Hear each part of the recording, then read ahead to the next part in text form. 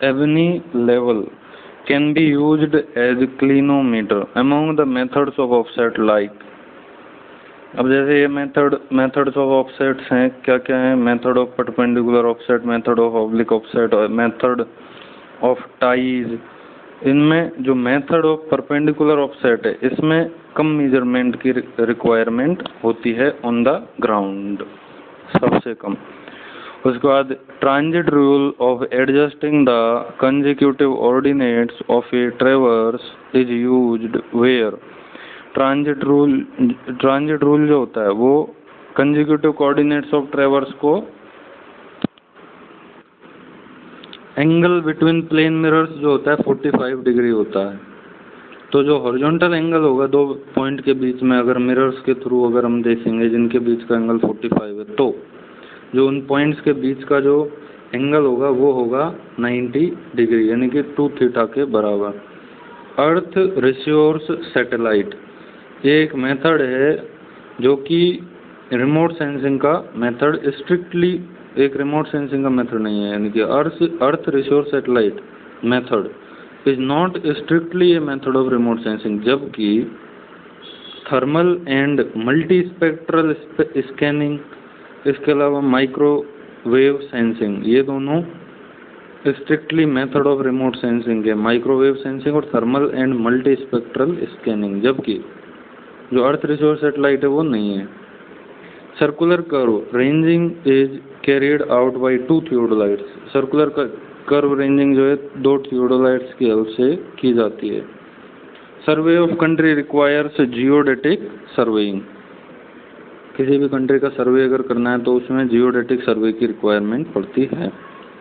In the trigonometrical levelling, trigonometric levelling में determination of the elevations of stations is based on the observed vertical angles and horizontal distance।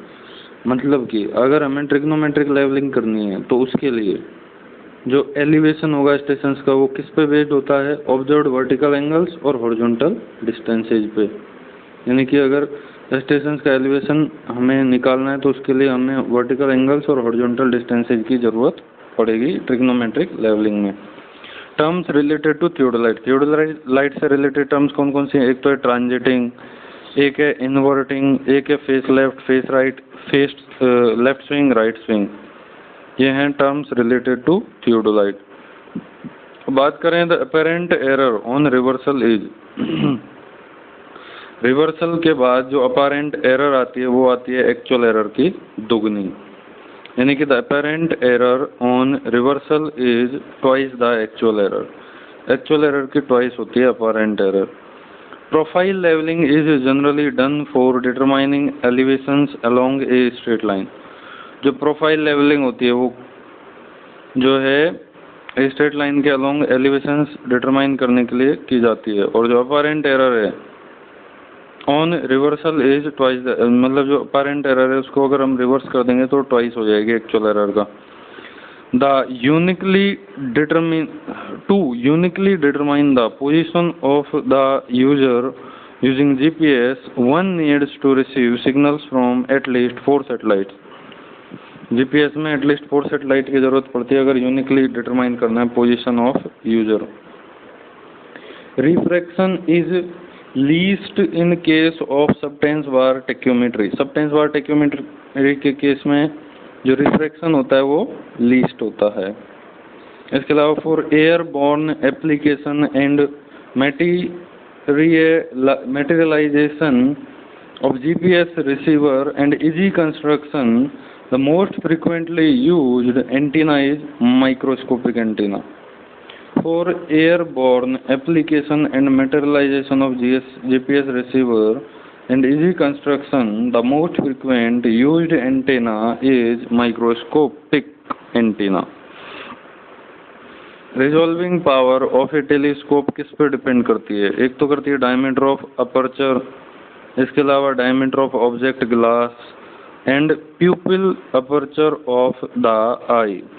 Resolving power of a telescope किस पर depend करती है? Diameter of aperture, diameter of object glass and pupil aperture of the आई।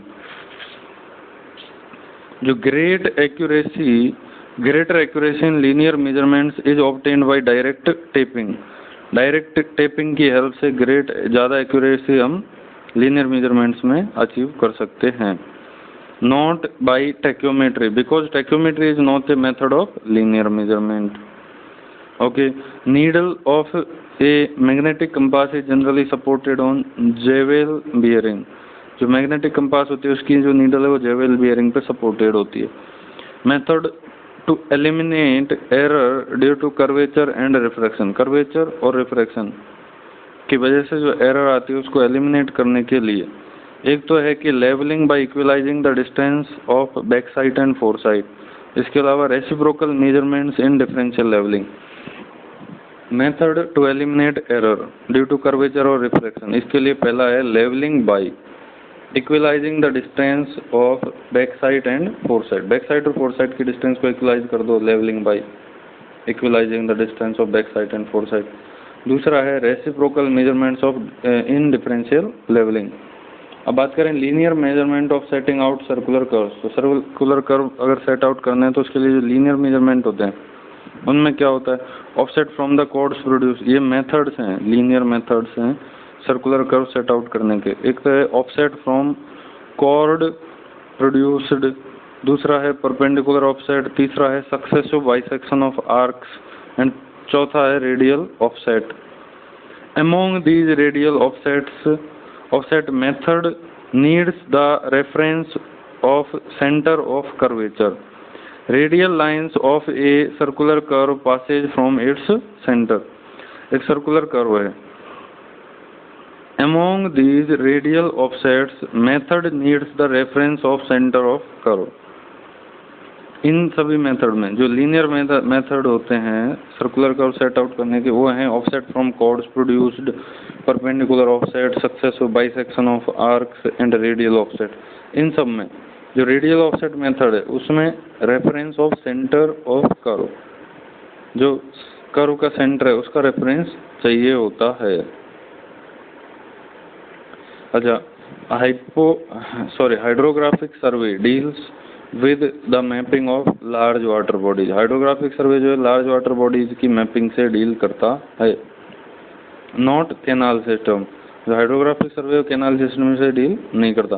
और जो trunnion axis है, TRUNNION, trunnion axis और transverse axis जो होती है is the axis about which telescope is rotated in vertical plane, और उसको हम शायद ट्रांजिटिंग बोलते हैं. और हॉरिजॉन्टल प्लेन में अगर रोटेट करेगा तो स्विंगिंग बोलेंगे. अच्छा, in a solution of the 3 point problem in plane table surveying the converging error is attend through triangle of error. जो कन्वर्जिंग एरर है 3 point प्रॉब्लम में वो अटेन की जाती है ट्रायंगल ऑफ एरर के through. Third generation electro optical instrument is based on infrared waves. Infrared waves पे based होता है थर्ड जनरेशन का electro optical instrument, infrared waves पे. Okay. In the method of chords produced for calculating the offsets, length of chord is less than r/20. In the method of chords produced for calculating the offsets, length of chord जो है वो less than होती है r/20. अब बात करें cross staff, prism square और optical square. ये राइट एंगल सेट करने के लिए यूज किए जा सकते हैं, क्रॉस स्टाफ, प्रिज्म स्क्वायर और ऑप्टिकल स्क्वायर.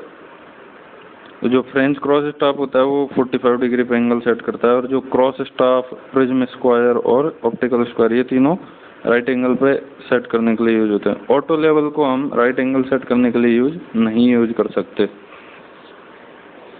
परमिसिबल एरर जो होती है 1626 में परमिसिबल एरर होती है maximum allowable limit.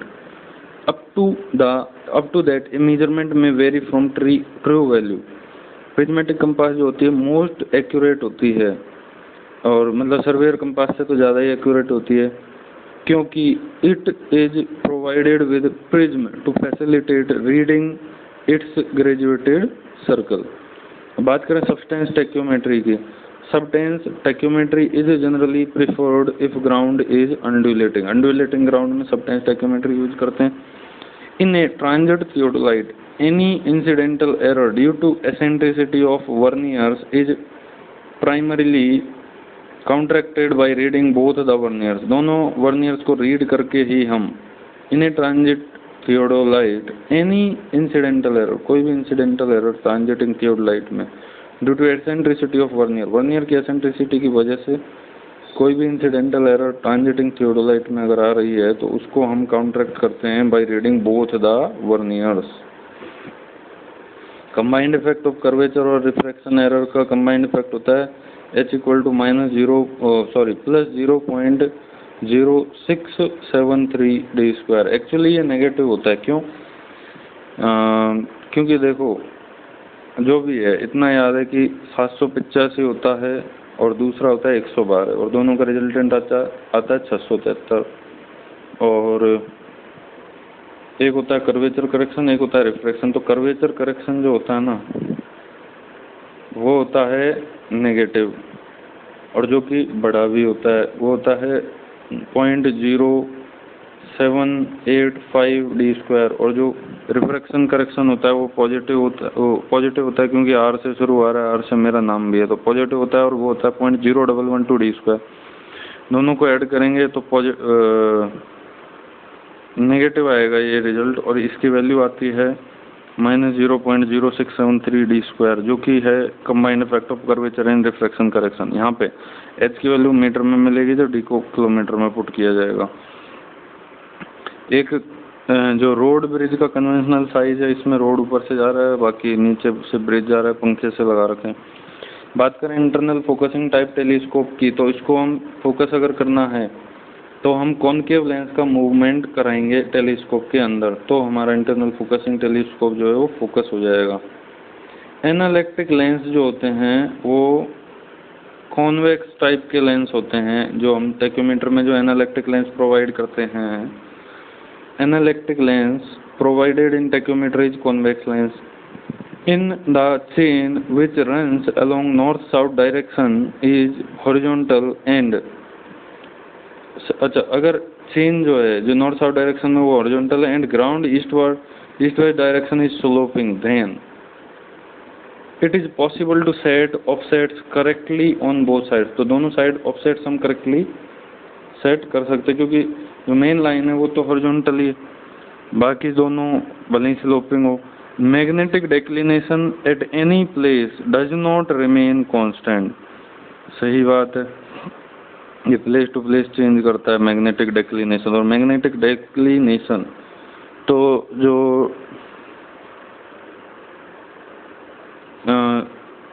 Isogonic lines होती हैं शायद जो इक्वल डेक्लिनेशन के पॉइंट को शो करती हैं। The representation of general topography of a very flat terrain is possible only by giving spot levels to salient features at close interval। अगर बहुत ही फ्लैट ग्राउंड है तो उसके अगर हमें टेरेन के फीचर पता करने हैं तो उसके लिए क्लोज इंटरवल्स पे हमें स्पॉट लेवल्स सैलिएंट फीचर्स को देने होंगे।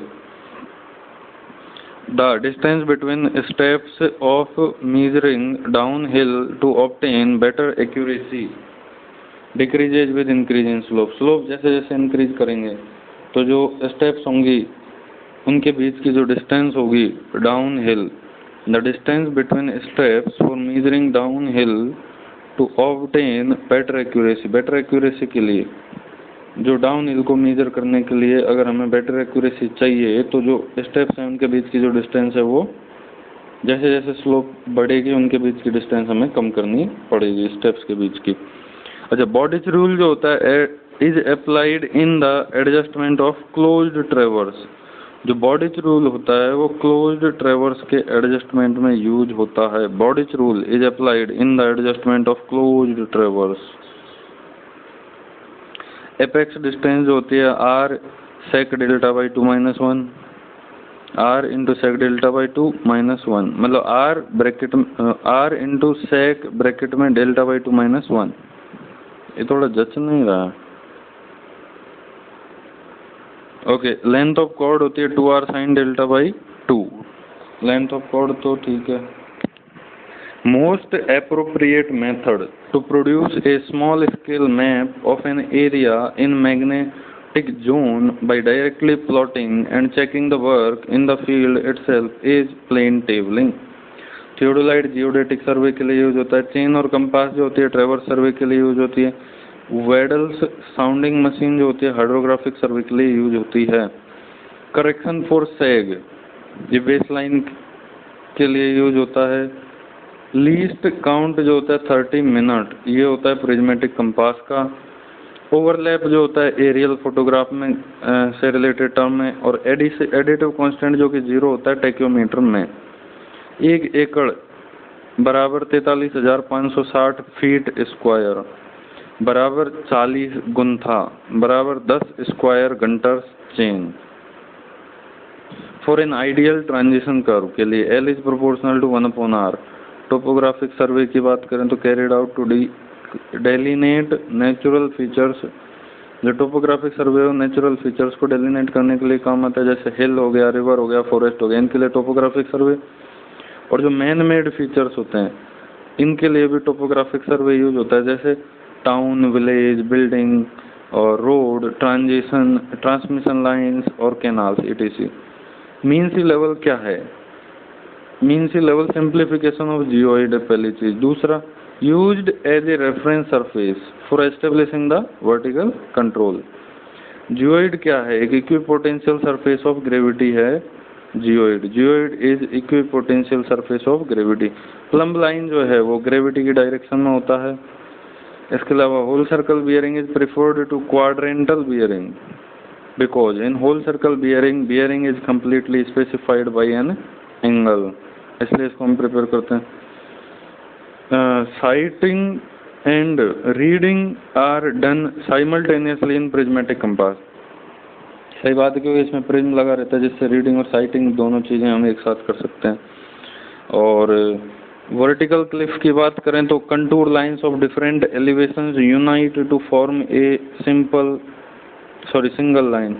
वर्टिकल और ओवर हैंगिंग, तो वर्टिकल में ओवरलैप करती हैं जबकि जो ओवर हैंगिंग होता है उसमें कट करती हैं, क्रॉस करती हैं। डायर्नल वेरिएशन की बात करें तो diurnal variation of magnetic declination is due to geographical position of the place. जो डायर्नल वेरिएशन होता है मैग्नेटिक डेक्लिनेशन में वो आता है, एक तो जियोग्राफिकल पोजीशन क्या है, इक्वेटर के नियर है तो डायर्नल वेरिएशन कम होगा, जबकि पोल्स पे डायर्नल वेरिएशन बढ़ेगा। उसके बाद है time of the day. Day का टाइम क्या है, यानी कि दिन के टाइम डायर्नल वेरिएशन ज़्यादा देखने को मिलता है। Season of the year, summers में डायर्नल वेरिएशन ज़्यादा देखने को मिलता है। ईयर ऑफ द साइकिल, मतलब कि year of the cycle of the secular variation, इस पे भी डिपेंड करता है डायर्नल वेरिएशन। मतलब डायर्नल वेरिएशन डिपेंड करता है the year of the cycle of the secular variation पे भी। Reciprocal term can be associated with ranging और लेवलिंग, दोनों से मतलब रेसिप्रोकल जो है वो रेंजिंग भी हो सकती है और लेवलिंग भी हो सकती है। लेवल प्लेन की बात करें तो a plane which is perpendicular to the plumb line through a point and is tangential to the level surface at that point. सही बात है। और while leveling in an undulating terrain, it is preferable to set up the instrument at the bottom of valley. Undulating terrain में हम bottom part पे set करते हैं instrument को। Curvature correction must be applied when the sides are long. Long side है अगर तो curvature correction apply करना जरूरी हो जाता है। Line of collimation is not a level line but tangential to the level surface. जो लाइन ऑफ कॉलिमेशन है वो एक्चुअल में लेवल लाइन नहीं होती, ये लेवल सरफेस के टेंजेंशियल होती है, जिसको हम कभी कभी हॉरिजॉन्टल लाइन भी कंसिडर कर सकते हैं। लेवल लाइन एक कर्व लाइन होती है जो कि अर्थ सरफेस के अलोंग होती है और ये लेवल प्लेन में लाई करती है। लाइन ऑफ कॉलिमेशन होती क्या है, तो लाइन ऑफ कॉलिमेशन है स्ट्रेट लाइन होती है जो कि लेवल सरफेस के टेंजेंशियल होती है। Line of collimation is a straight line tangential to level surface. जो लाइन ऑफ कॉलिमेशन है वो एक स्ट्रेट लाइन होती है जो कि लेवल सरफेस के टेंजेंशियल होती है। इसके अलावा ये जो है लाइन ऑफ कॉलिमेशन जो है ये पास करती है क्रॉस वायर्स और objective of the telescope. Telescope के ऑब्जेक्टिव और क्रॉस वायर्स के थ्रू ये पास करती है लाइन ऑफ कॉलीमेशन। उसके बाद ये TIPR, PND और जो इसमें TIP और R हैं इनके लिए B की वैल्यू ग्रेटर देन 0, PND के लिए B की वैल्यू 0 एंड T और P इनके लिए n लेस देन 1, IP और N के लिए n इक्वल टू 1 और R and D इसके लिए n इज ग्रेटर देन 1। इसके अलावा जो टाइम डिपेंडेंट फ्लूइड होते हैं वो T और R होते हैं, जिनमें T is proportional to T के लिए mu is proportional to T time इसके लिए, और R के लिए mu is proportional to 1/T, और IP is ideal plastic. BP और IP एक ही होते हैं लेकिन नाम अलग अलग दे दिए गए हैं। इसको बाइंगिंग प्लास्टिक या आइडियल प्लास्टिक भी बोल सकते हैं। एक आइडियल फ्लूइड भी होता है अलग से जिसके लिए N और B दोनों 0 होते हैं, और T जो होता है थिक्सोट्रोपिक फ्लूइड होते हैं। R जो होता है वो रियोपैक्टिक फ्लूइड है, N न्यूटोनियन फ्लूइड है, D डाइलेटेंट फ्लूइड है और P स्यूडोप्लास्टिक फ्लूइड है। TIPR, PND, B is greater than 0, B equal to 0, N is less than 1, equal to 1, greater than 1 and mu is proportional to T, mu is proportional to 1/T। IF के लिए N equal to 0, B equal to 0। उसके बाद by reciprocal measurements in reciprocal leveling we can eliminate refraction and curvature error। अब clinometer क्या होता है? Angle measuring instrument होता है। पेंटाग्राफ क्या होता है? Plan enlarging instrument. टेल्यूरोमीटर क्या होता है? माइक्रोवेव इंस्ट्रूमेंट होता है। घाट ट्रेसर क्या होता है? ग्रेडियंट फाइंडिंग इंस्ट्रूमेंट होता है। Equipments for measuring horizontal distance, horizontal distance measure करने के लिए हम यूज करते हैं tacheometer, odometer, passometer and perambulator. उसके बाद for a curve to be transitional throughout between the tangents polar deflection angle of its apex is 5/6। किसी भी कर्व को ट्रांजिशनल होना है अगर थ्रू आउट टेंजेंट्स के बीच में, तो इसके लिए जो पोलर डिफ्लेक्शन एंगल होता है इसके एपेक्स का वो होता है 5/6। 5 क्या है? Deflection angle between initial and final tangents. Left swing is not much favoured in theodolite survey because the reading increases clockwise. अब बात करें मीन सी लेवल करेक्शन की तो ये प्लस माइनस हो सकता है और इसकी वैल्यू होती है +-L into bracket 1 - H/R bracket close. Sec correction जो होता है, स्लोप सेक अलाइनमेंट नेगेटिव होते हैं तो सेक करेक्शन भी नेगेटिव हो जाएगा, और इसकी जो वैल्यू होती है वो होती है -W²L/24P²। W equal to total weight of chain. उसके बाद पुल करेक्शन के लिए ये पुल करेक्शन पॉजिटिव नेगेटिव कुछ भी हो सकता है। PF - PS into L/AE। PF bracket में ये PF - PS bracket close into L/AE। उसके बाद टेम्परेचर करेक्शन प्लस माइनस हो सकता है L अल्फा डेल्टा T। यहाँ पे डेल्टा T है, T फील्ड -T स्टैंडर्डाइजेशन के टाइम पे। सैटेलाइट स्टेशन क्या होते हैं? ऑक्सिलरी थियोडोलाइट स्टेशन होते हैं near an inaccessible main triangulation station. और जो गेल्स ट्रेवर्स मेथड है इसमें क्या है? Computation of coordinates of traverse और ट्रायंगुलेशन स्टेशन इसके लिए काम में आता है। गेल्स ट्रेवर्स मेथड क्या है? ये काम आता है कंप्यूटेशन ऑफ कोऑर्डिनेट्स ऑफ ट्रेवर्स या फिर triangulation station. Invar steel tape क्या होती है? मेजरमेंट ऑफ बेस लाइन के काम आती है। Intervisibility of adjacent station, adjacent station की इंटरविजिबिलिटी जो है वो किस पे डिपेंड करती है? तो ये कैरेक्टरिस्टिक ऑफ ट्रायंगुलेशन स्टेशन पे डिपेंड करती है। उसके बाद एक रेक्टेंगुलर प्लॉट है, 16 किलोमीटर स्क्वायर एरिया है, मैप में दिखाया है। उसके बाद 1 सेंटीमीटर स्क्वायर के एरिया से दिखाया है इसको। तो जो representative fraction of scale to measure distance 40 kilometre, तो रिप्रेजेंटेटिव फ्रैक्शन तो कितने भी डिस्टेंस मेजर कर लो सेम ही रहेगा। तो मतलब हमें इसका रिप्रेजेंटेटिव फ्रैक्शन निकालना है। Simple 1 centimetre upon 1 kilometre square इसको करेंगे तो यहाँ से रिप्रेजेंटेटिव फ्रैक्शन आ जाएगा 1/16 गुणा 10 की घात 10, है ना। और जो रिप्रेजेंटेटिव फ्रैक्शन ऑफ लेंथ जो होता है एरिया की अंडर रूट होता है लेंथ का, तो लेंथ के लिए निकालना था हमें तो अंडर रूट हो जाएगा एरिया का। अब एरिया का रिप्रेजेंटेटिव फ्रैक्शन 1 सेंटीमीटर स्क्वायर बटे में 16 गुना 10 की घात 10 सेंटीमीटर स्क्वायर, इसका अंडर रूट ले दो तो वो लेंथ यानी कि 40 किलोमीटर या कोई और भी डिस्टेंस होती है उसके लिए दिया जाएगा। मतलब कहने का ये कि जो रिप्रेजेंटेटिव फ्रैक्शन ऑफ एरिया होता है वो रिप्रेजेंटेटिव फ्रैक्शन ऑफ लेंथ का स्क्वायर होता है। अब बात करें ऑब्जर्वेशन है ABC, वेट W1 W2 और W3 वेटेज हैं ये। उसके बाद अगर हमें NA मतलब एक कोई ऑब्जर्वेशन A उसको n टाइम्स अगर कर देंगे तो उसका वेटेज हो जाएगा W, मतलब जो अगर W1 वेटेज पहले था तो वो W/n² हो जाएगा और A/n का वेटेज हो जाएगा W×n²। मतलब अगर n से मल्टीप्लाई कर रहे हैं तो वेटेज को n² से डिवाइड करेंगे और अगर n से डिवाइड कर रहे हैं तो वेटेज को n² से मल्टीप्लाई करेंगे। A+B+C का वेटेज जो होगा वो होगा 1/W1 + 1/W2 + 1/W3 ये होता है। उसके बाद एक और क्वेश्चन था वही एरिया वाला, न्यूमेरिकल है ये श्रंक स्केल का। तो इसमें मेन चीज़ जो हमें याद रखनी है वो ये है कि reduced area upon actual area बराबर reduce length upon actual length का स्क्वायर, या तो ये याद रखो, या फिर reduce area upon actual area बराबर श्रिंकेज फैक्टर का स्क्वायर। और जो एबनी लेवल होता है, Abney level can work as both clinometer और हैंड लेवल। एबनी लेवल जो है क्लिनोमीटर और हैंड लेवल की तरह काम कर सकता है। अब क्लिनोमीटर जो होता है स्लोप मेजर करने के लिए काम आता है और हैंड लेवल जो है वो लेवलिंग के काम आता है। अब जो है अगर प्लान पे 1 सेंटीमीटर लेंथ है तो ग्राउंड पे 10 सेंटीमीटर ऐसे, मतलब और एरिया अगर 1 सेंटीमीटर है तो अगर जैसे प्लान पे 1 सेंटीमीटर लेंथ को ग्राउंड की 10 सेंटीमीटर, मतलब ग्राउंड की 10 सेंटीमीटर लेंथ को अगर प्लान पे 1 सेंटीमीटर दिखा रहे हैं तो इसका मतलब कि अगर एरिया अगर 1 सेंटीमीटर स्क्वायर होगा तो उसको 100 सेंटीमीटर स्क्वायर दिखाना पड़ेगा। इसके अलावा 100 सेंटीमीटर स्क्वायर एरिया को 10,000 सेंटीमीटर स्क्वायर एरिया दिखाना, मतलब 10,000 सेंटीमीटर स्क्वायर एरिया को 100 सेंटीमीटर स्क्वायर दिखाना पड़ेगा प्लान पे। ऐसे ही अगर 100 सेंटीमीटर स्क्वायर एरिया उसको 1 सेंटीमीटर दिखाना पड़ेगा प्लान पे।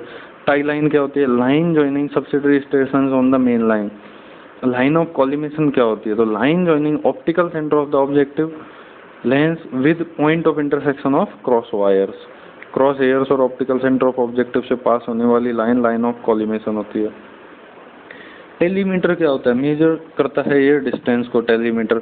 एंड ये होता है it is attached to the objective end of the telescope to measure directly the horizontal distance. Horizontal distance को डायरेक्टली मेजर करने के लिए जो टेलीस्कोप है उसके ऑब्जेक्टिव एंड पे ये अटैच होता है टेलीमीटर। प्राइस मीटर क्या होता है? प्राइस मीटर होता है type of current meter used to determine velocity of water. Water की वेलोसिटी डिटरमाइन करने के लिए हम प्राइस मीटर यूज करते हैं, ये करंट मीटर होता है। साउंडिंग सेक्सटेंट ये क्या होता है? Used for measurement of horizontal and vertical angle. जो साउंडिंग सेक्सटेंट है ये हॉरिजॉन्टल और वर्टिकल एंगल्स के मेजरमेंट के लिए यूज होता है। ये नॉटिकल सेक्सटेंट के सिमिलर होता है। Sounding sextant is used for horizontal and vertical angle measurement. It is similar to nautical sextant. Sounding sextant की बात चल रही है। Its index glass is much larger than the nautical sextant. इसका जो इंडेक्स ग्लास है वो नॉटिकल सेक्सटेंट से काफ़ी बड़ा होता है। जनरली इसको हम हाइड्रोग्राफिक सर्वे में यूज करते हैं। अब बात करें क्लिनोमीटर की, तो क्लिनोमीटर जो है वो वर्टिकल एंगल मेजर करने के लिए काम में आता है। Angle of slope of ground को भी मेजर कर सकते हैं इससे। सबटेंस बार क्या होता है? ये डिटरमाइन करता है हॉरिजॉन्टल डिस्टेंस को। सेक्सटेंट क्या होता है? एंगल मेजर करता है। इसके अलावा टेंजेंट क्लिनोमीटर क्या होता है? Difference in elevation between points, points के बीच में एलिवेशन डिफरेंस को पता करता है ये। रेंज फाइंडर क्या होता है? राइट एंगल्स को एस्टेब्लिश करने में काम आता है। ऑप्टिकल स्क्वायर क्या होता है? Optical square is used for setting out right angles like cross staff की तरह ही ऑप्टिकल स्क्वायर भी राइट एंगल सेट करता है। मोर एक्यूरेट होता है क्रॉस स्टाफ के बजाय। 2 मिरर होते हैं जो कि vertically above the base, base के वर्टिकली अबव 2 मिरर प्लेस होते हैं और उनके बीच का एंगल 45 डिग्री होता है। 1 मिरर जो होता है उसको हम हॉरिजन ग्लास बोलते हैं, जो कि अनसिल्वर्ड होता है बॉटम पे और सिल्वर्ड होता है टॉप पे। एक मिरर जो कि हॉरिजन ग्लास कहलाता है वो बॉटम पे तो ट्रांसपेरेंट होता है लेकिन टॉप पे सिल्वर्ड होता है, हाफ टॉप उसका सिल्वर्ड होता है।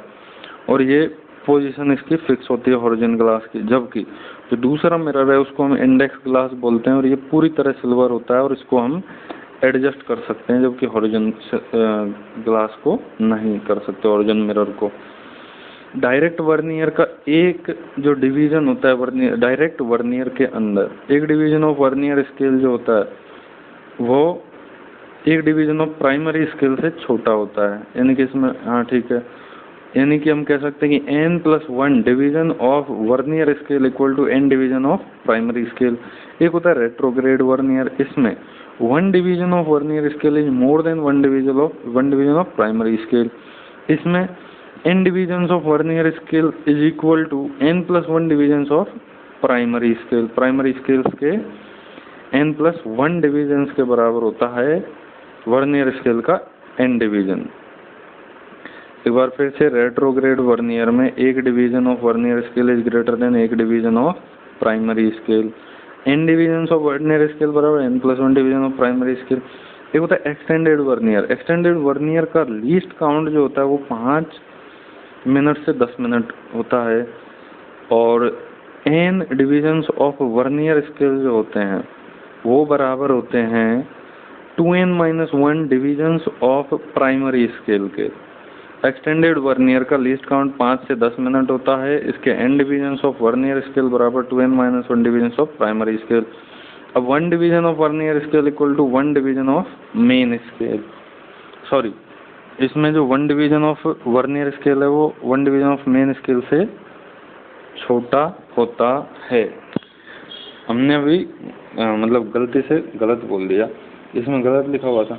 एक्चुअली इसमें 1 डिवीजन ऑफ जो एक्सटेंडेड वर्नियर होता है उसमें जो 1 डिवीजन होता है वर्नियर स्केल का वो ज़्यादा होता है 1 डिवीजन ऑफ मेन स्केल से।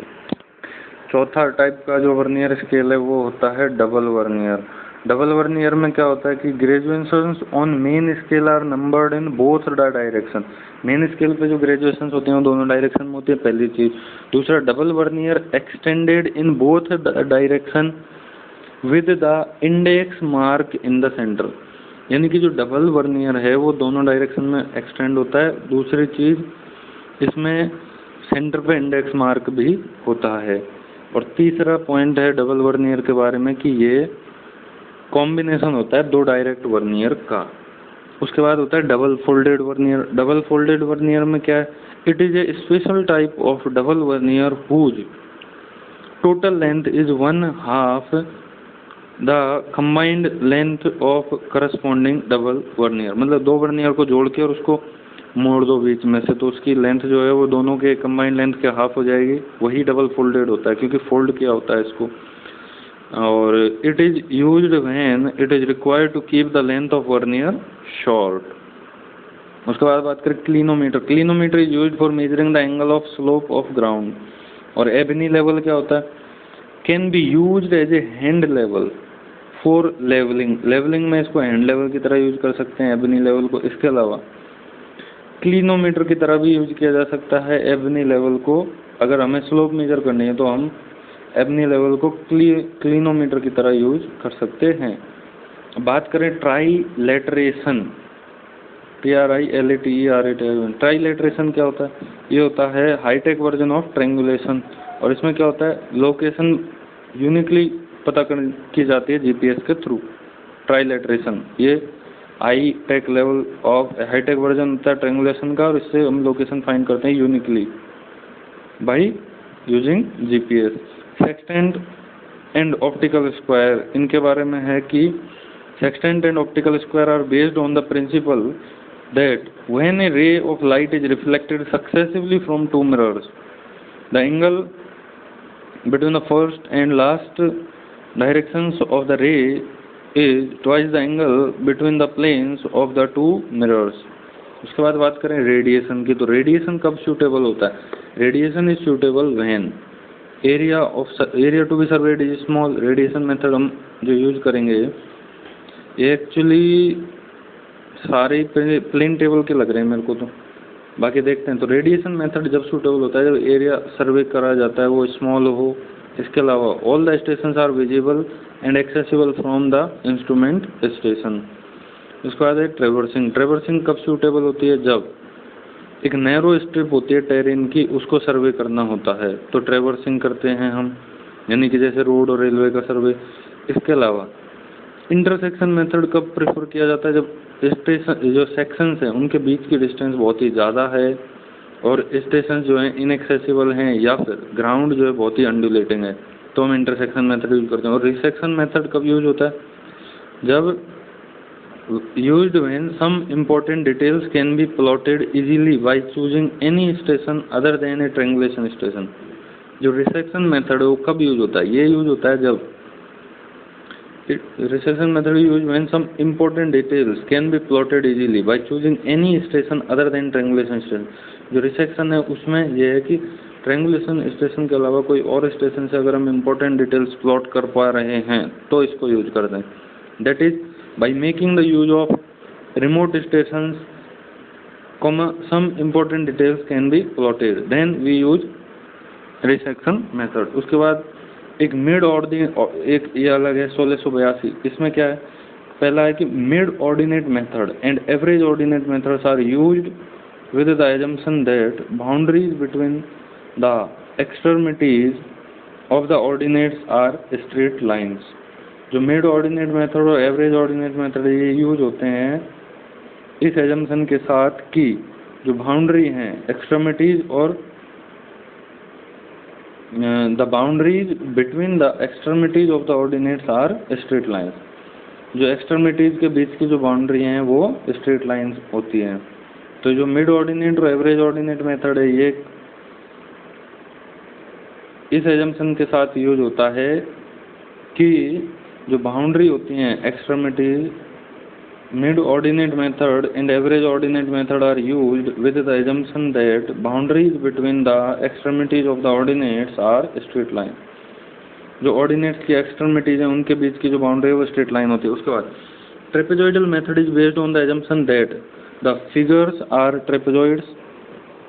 इस assumption पे बेस्ड है trapezoid method and this method is more accurate than about two methods. About two मतलब मिड ऑर्डिनेट मेथड और एवरेज ऑर्डिनेट मेथड से ज़्यादा एक्यूरेट है ट्रेपेजॉइडल मेथड। उसके बाद सिम्पसन्स मेथड, ये एक्चुअली एरिया मेजरमेंट के मेथड है। तो सिम्पसन्स मेथड में क्या है, assumes that short lengths of the boundaries between the ordinates are parabolic arcs. जो बाउंड्रीज की शॉर्ट लेंथ्स हैं ऑर्डिनेट्स के बीच में वो पैराबोलिक आर्क्स हैं। और this method is more useful when the boundary line departs considerably from the straight line. जब बाउंड्री लाइन जो है वो स्ट्रेट लाइन से कंसिडरेबली डिपार्ट करेगी तो इस मेथड को हम यूज करते हैं। And the results obtained by the use of Simpson's method in all cases are more accurate. और इसमें जो रिजल्ट ऑब्टेन होते हैं वो ज़्यादा एक्यूरेट होते हैं अदर्स के बजाय। For setting out right angles in chain surveying. Chain survey में अगर राइट एंगल सेट करने हैं तो जो माइनर इंस्ट्रूमेंट हम यूज कर सकते हैं वो है एक तो क्रॉस स्टाफ, ऑप्टिकल स्क्वायर और prism square. Cross staff, optical square और प्रिज्म स्क्वायर। ऑटो लेवल क्या होता है, एक लेवलिंग इंस्ट्रूमेंट होता है जिससे कि हम एस्टेब्लिश कर सकते हैं और चेक कर सकते हैं points in the same horizontal plane. एक ही हॉरिजॉन्टल प्लेन में अगर हमें पॉइंट एस्टेब्लिश करने या चेक करने तो उसके लिए हम ऑटो लेवल यूज करते हैं जो कि एक लेवलिंग इंस्ट्रूमेंट है।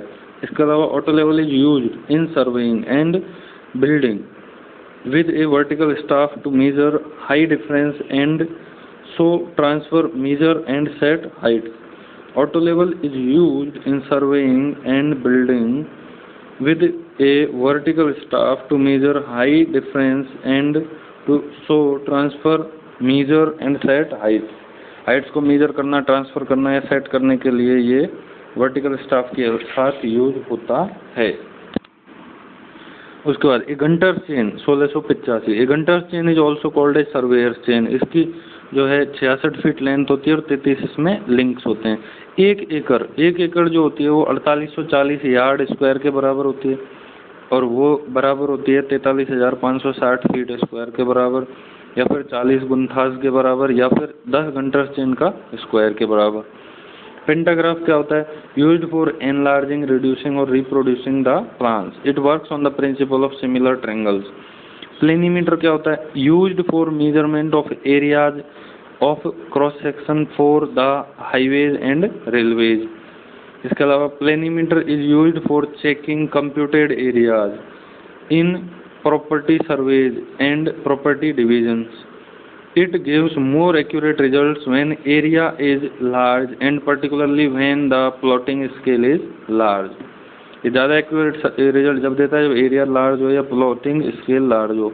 इसके अलावा ये कंप्यूटेड एरियाज को चेक करने में भी काम आता है, जैसे प्रॉपर्टी सर्वे या प्रॉपर्टी डिवीजन के काम में। और ये जो है यूज होता है for measurement of area of cross section and for the highway और रेलवे। हाईवे और रेलवे का क्रॉस सेक्शन एरिया अगर पता करना है उसके लिए। उसके बाद हार्डनेस ऑफ वाटर जो होती है वो अगर CaCO3 के टर्म में देखें मिलीग्राम पर लीटर में, तो अगर 50 से कम है SCaCO3 50 मिलीग्राम पर लीटर से कम है तो सॉफ्ट, 50 से 150 के बीच में मॉडरेटली हार्ड और 150 से 300 के बीच में तो हार्ड, और वेरी हार्ड होगा जब 300 से ज़्यादा हो। 50, 150, 300 SCaCO3 इन मिलीग्राम पर लीटर हार्डनेस है ये, सॉफ्ट, हार्ड और वेरी हार्ड। आइसोलेट क्या होता है? आइसोलेट का मतलब होता है टू कट ऑफ या सेपरेट। तो जो स्लूइस वाल्व होता है वो आइसोलेटिंग के लिए यूज होता है। इसके अलावा use to isolate any part of distribution system during repair. इसके अलावा use to regulate flow through pipes. जिसको स्काउर वाल्व होता है वो यूज होता है पाइप्स को एम्प्टी करने के लिए, खाली करने के लिए। एयर इनलेट वाल्व क्या होता है? Used where gravity flow is required through pipeline. जो एयर इनलेट वाल्व होता है used where gravity flow is required through pipeline. Pipeline के थ्रू अगर ग्रेविटी फ्लो हो रहा है तो एयर इनलेट वाल्व यूज करेंगे। इसके अलावा these release high pressure and admit air during vacuum. Vacuum के टाइम पे ये हाई प्रेशर को रिलीज कर देंगे और एयर एडमिट करेंगे। इसके अलावा they ensure gravity flow under atmospheric pressure. Atmospheric pressure के अंडर में ये ग्रेविटी फ्लो को इंश्योर करते हैं air inlet valve. Ball valve क्या होते हैं?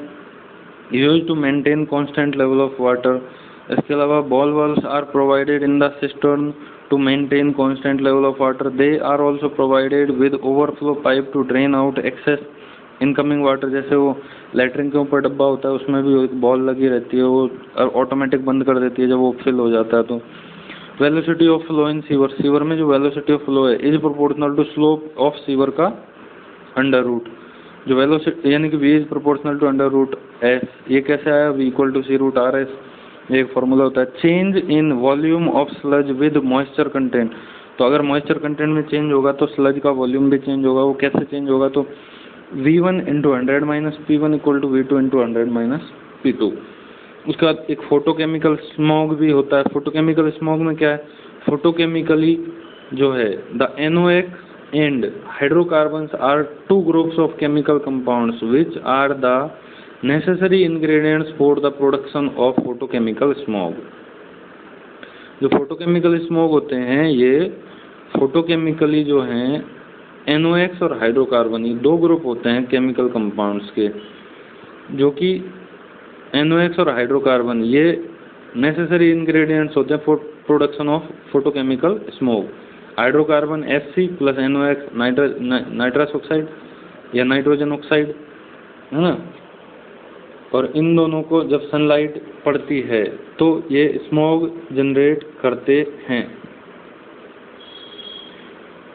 और इसी को हम बोलते हैं फोटोकेमिकल स्मोग। हाइड्रोकार्बन और नाइट्रोजन के ऑक्साइड्स मिलते हैं और उन पे जब सनलाइट पड़ेगी तो ये स्मोग जनरेट करते हैं और ये स्मोग का टाइप होता है फोटोकेमिकल स्मोग।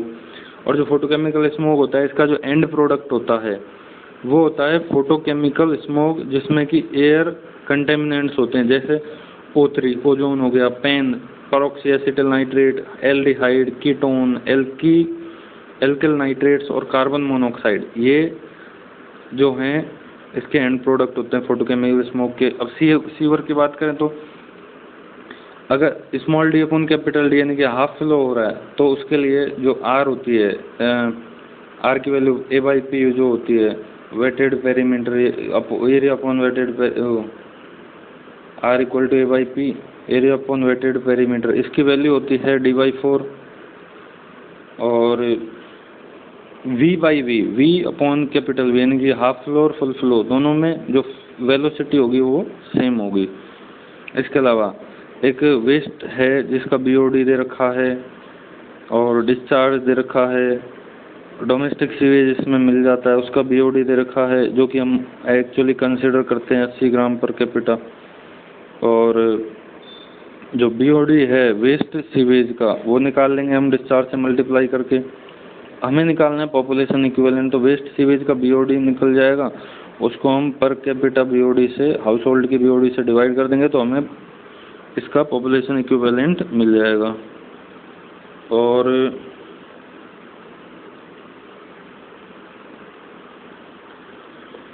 इसके बाद if the length of overland flow from the critical point to the mouth of drain is 13.58 kilometre and difference in level between the critical point and drain mouth is 10 metre, तो inlet time क्या होगा? तो जो inlet time का formula होता है वो होता है 0.885 L³ की पावर 0.385।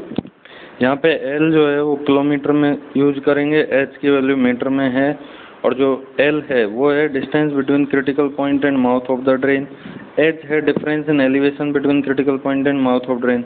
तो यहाँ पे जो टाइम होता है कंसंट्रेशन का वो होता है, मतलब कि डिफरेंस ये सब दे रखा है, तो इनलेट का जो टाइम होगा, इनलेट टाइम बोलते हैं इसको, ये होता है 0.885 L³ में H की होल पावर 0.385।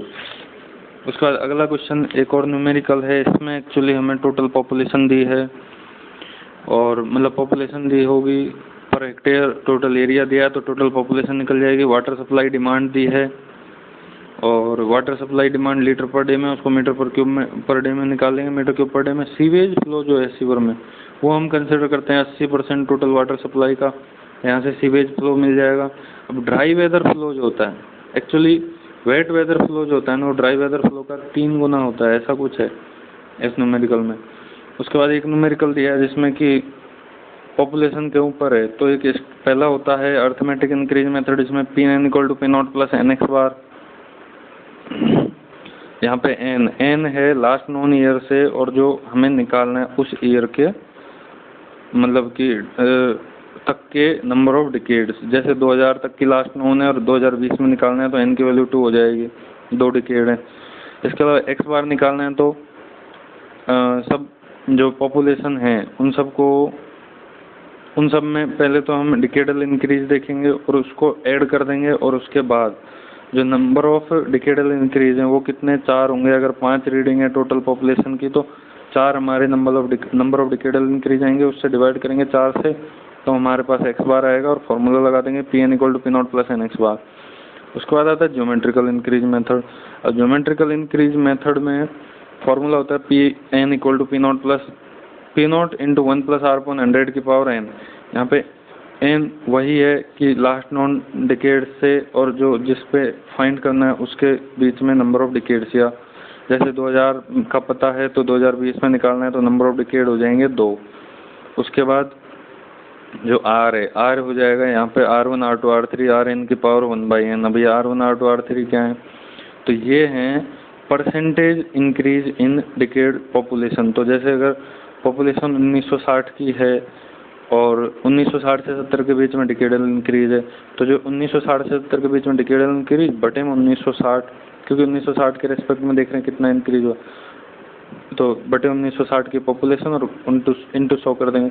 तो यहाँ से जितना भी इंक्रीज आ रहा है पॉपुलेशन में उसको हम सबको मल्टीप्लाई करेंगे और उसकी पावर कर देंगे 1/t। 1/t क्या है? 1/t है कि जितना हमारा डिकेडल इंक्रीज जितनी बार हुआ। जैसे अगर हमें 1900 मतलब अगर पॉपुलेशन का डाटा अगर हमारे पास 5 अवेलेबल है तो डिकेडल इंक्रीज हमारे पास 4 आएंगे, और ऐसे परसेंटेज RI की वैल्यू भी हमारे पास 4 ही आएंगी, तो ये 4 हो जाएगा।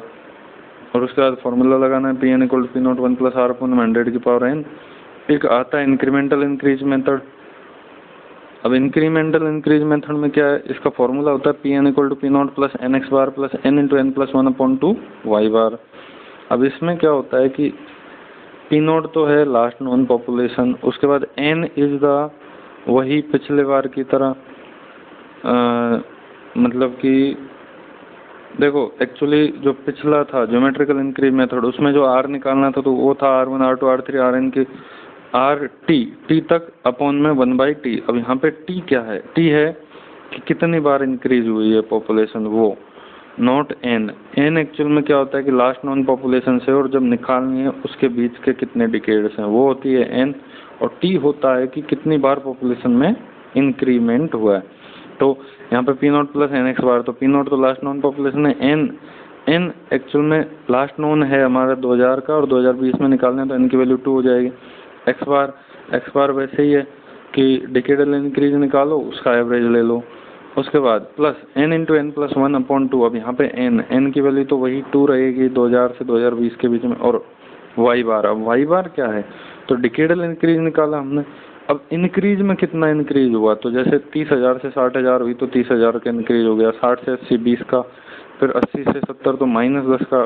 तो सबको जोड़ेंगे, सबको जोड़ने के बाद अगर 3 से डिवाइड हम कर दें तो हम मतलब 3 से क्यों डिवाइड किया, 3 से इनका एवरेज लेना है। अब ये 3 ही अगर संख्या है तो तीनों का एवरेज लेने के लिए 3 से डिवाइड करेंगे तो यहाँ से y बाहर मिल जाएगा और फॉर्मूला इंपुट करेंगे, आंसर आ जाएगा। ये हमारे 1600 से 1700 तक कंप्लीट हुए।